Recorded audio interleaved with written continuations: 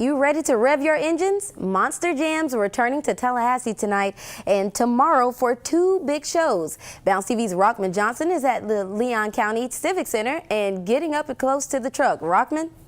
Thanks so much, Brittany. And you know, I just stepped out of the Monster Jam. Predator is only one of the trucks you'll see tonight, and you'll hear the noise behind me because the show has just gotten underway, but I stepped out so I could bring you behind the scenes. This is just one of the vans they use. Look at this, just completely ripped apart. They use this van, they run trucks all across it, but there are many things that go on inside, but I wanted to take you behind the scenes so you can see that there's much more than meets the eye.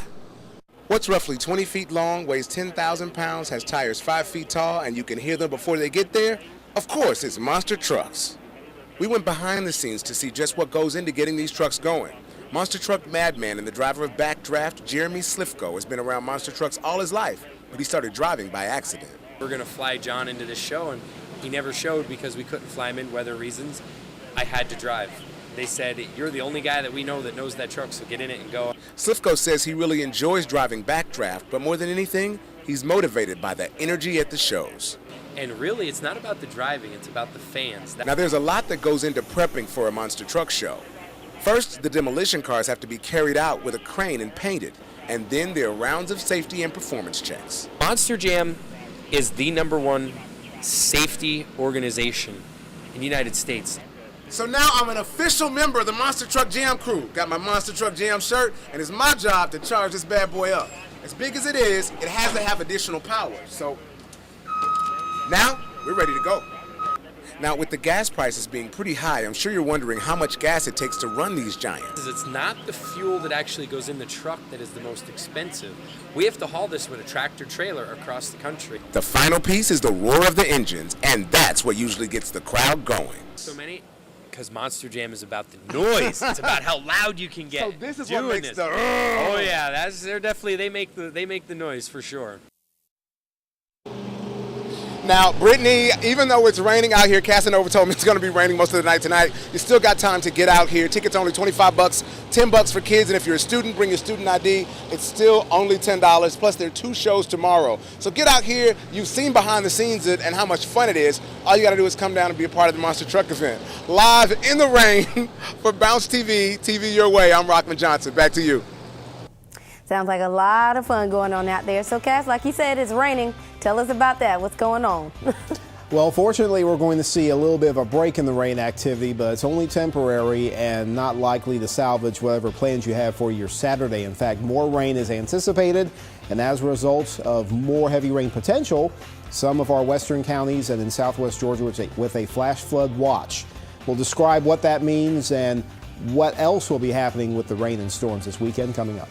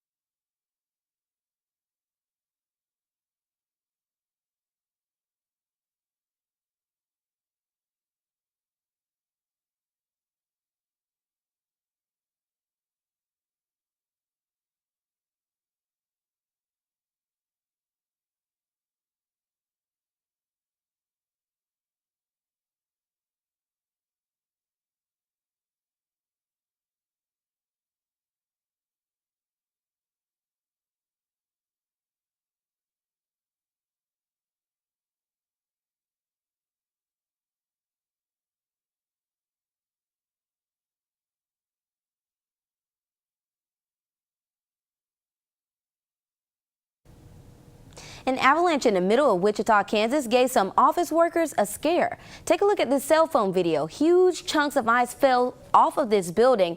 The employees working in the building say it shook the building. A storm dumped more than 14 inches of snow in the Wichita area this week. And Cass, we're talking about dumping snow. What's dumping on us? Oh, just a whole bunch of rain. It's way too warm for snow. Some folks may underestimate the weight of snow. I mean, it really adds up, and it puts a lot of pressure on awnings and roofs, and that causes a big issue. Ooh. Our rain is going to cause issues when it comes to flooding. It's not going to really cause roofs to collapse, not by any means, but we are going to have perhaps enough rain accumulating over the next few days to maybe cause a little bit of an enhanced risk for flooding. Not just river flooding along some of our local tributaries, Apalachicola, Flint rivers, but also flash flooding in a few cases because we've had so much rain in a short amount of time. This is how it looks right now on Live Titan radar. Lots of yellows, some patches of orange. That's indicating the heavier and more steady rain action that's happening. One thing we've been lacking is major thunderstorm activity. So that is one good piece of information to pass along. We're not seeing an enhanced severe weather threat when it comes to hail or gusty winds or tornadoes, but it's more of a steady accumulating rain action that's going to cause the highest concern in the near term. Across our western areas, this area across the Apalachicola Forest has been rather heavily hit with good heavy amounts of rain all day. Some rain gauges crossing the 4-inch mark near Wilma. That's along Highway 65 in Liberty County. More heavy rain surrounding that region as well. Tallahassee Metro, Leon County, steady rain right now. This isn't exactly flooding torrential rain, but about ½ an inch per hour, but staying basically in place right on top of the same areas. This stretches towards Monticello and the Alcilla River. Moving a little bit to the north and south Georgia, right along the state line. 84 between Bainbridge and roughly Quitman, a pretty steady patch of rain as well, and rain totals adding up in Thomasville, a rain gauge getting close to 2 inches there. South Georgia, this has been our initial focus for heavy rain concerns and flooding risks, but it's a good thing that we've had the rain pretty steadily moving through and fairly progressive across this region. So we've seen a lesser chance for flooding today, but across some of our central and western Big Bend regions, again, 2 to 4 inches with perhaps another inch before the evening is through. That may cause more concerns. However, overnight, this will detach itself from the region and go to the north and weaken a little bit in response to a developing area of low pressure over central Louisiana. Forecast and Focus has a good handle on how this all evolves overnight. We stay cloudy, we stay mild, but it looks like the rain tapers off for maybe about an 8 to 12 hour stretch. Then it starts to re-enter the scene coming in from the northwest. So again, tri-state region, first hit of heavy rain in the morning through midday. That continues to press its way towards the south and the east. So we'll get another round of heavy rain. This may not stay over the Big Bend as long as today's activity did. It may continue to push to the southeast. We could have some heavy rain in the Suwannee River Valley as well. That eastern area, not so much saturation on the ground, so not so much of an initial flash flooding concern, but with already saturated ground in the western counties in southwest Georgia and basically west of the Ocklawahamie River, we may see another 2 to 4 or even more inches in isolated amounts that could cause fast accumulation of water, fast runoff. That's a flash flood situation. A flash flood watch will be in effect through tomorrow evening in those western areas. Off and on rain, turning off for most of us tonight, but still cloudy and mild. Lows in the 60s. Tomorrow, we get into the 70s. We'll throw in a chance for thunderstorms in the afternoon, and again, it looks like northwest will be the first areas to get hit by heavy rain and then pushing to the south and the east during the afternoon. So make your plans accordingly for your Saturday. Sunday morning, if you're heading off to church or other activities, I think we get another dry break before another wave of moisture and thunderstorms roll in on Monday. Monday is the peak chance for severe thunderstorms. And then we finally dry out and cool down as we go towards the middle of next week. So I do advise, if you have your smartphones or tablets, to download our Weather Now app, search WTXL Weather in your app shop. You'll be able to get the application, which tracks weather all the time locally, and it's for free. So it comes in handy in situations like this. So umbrellas and rain boots all weekend. Yeah, off and on heavy rain, but when the rain is on, it's going to come down pretty heavily. All right, thank you, Cass. Okay. Well, ladies, imagine losing your diamond engagement ring and not knowing if you're ever going to get it back. Ahead, an amazing story you'll have to see. Stay with us.